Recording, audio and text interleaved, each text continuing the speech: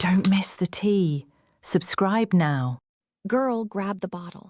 No, not the glass, the whole bottle, because you are absolutely not going to believe the Christmas from hell I just survived. I am shaking just thinking about it. I need to vent before I literally explode. So you know my mother-in-law, right? The cash millionaire. We know we aren't inheriting a dime, which is fine. But what I do want is basic human decency, especially when we are guests in her home. Apparently, that's too much to ask. Let me set the scene. It's December 23rd. We're struggling financially, counting every penny. We drive 6 hours to her house. We walk in exhausted and starving. She looks at us and asks, "So what are you two cooking for dinner?" I froze. I said, "Oh, we haven't brought anything." She smiles and says, "Well, I haven't prepared anything whatsoever for you to eat." I walk into the kitchen, open the fridge, and it is bursting with food. I say, "Oh, we can just whip something up."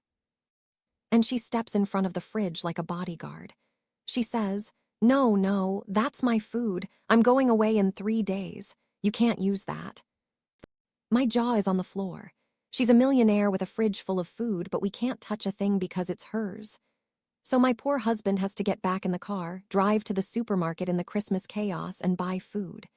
We stood in her kitchen, chopping onions, nearing total physical collapse. But wait, that was just the warm-up act. We wake up on Christmas Eve morning and I am starving. I see this beautiful, luxury granola on the counter. I reach for it. She says. "That's the expensive granola. That's for me. You two can have the porridge oats." Porridge? We had plain porridge with water, like we were in an orphanage. Since we can't eat her food, we have to go out for lunch. We are broke. She is sitting on a mountain of cash. The bill comes. She just inspects her fingernails. My husband sighs, takes out his credit card, and pays the £40. And that was just the start. Later that day, we go to the pub for drinks. Does she offer to get around? Absolutely not. We pay another £25. Then comes Christmas Eve dinner.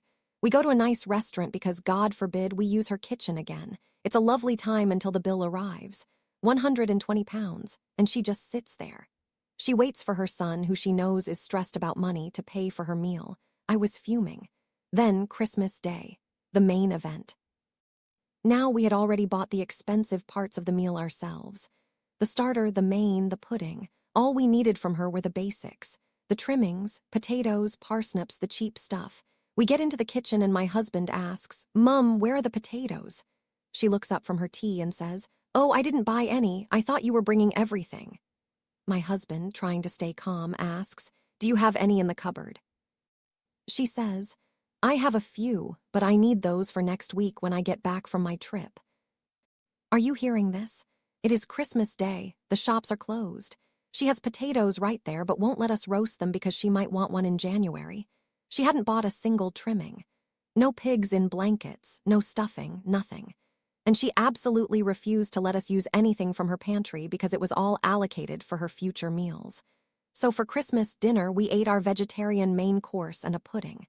No sides, no roasties. Just a sad plate of food while she complained that the turkey, which she bought for herself and refused to share, was a bit dry. I sat there, looking at this millionaire, and I realized this isn't about money. It's about being mean. Deep-seated, rot-in-your-soul meanness. We left as soon as we could on Boxing Day. I told my husband that next year we are staying home. I don't care if she's lonely. I would rather eat toast on my sofa than spend another minute watching her hoard her precious groceries like a dragon guarding gold.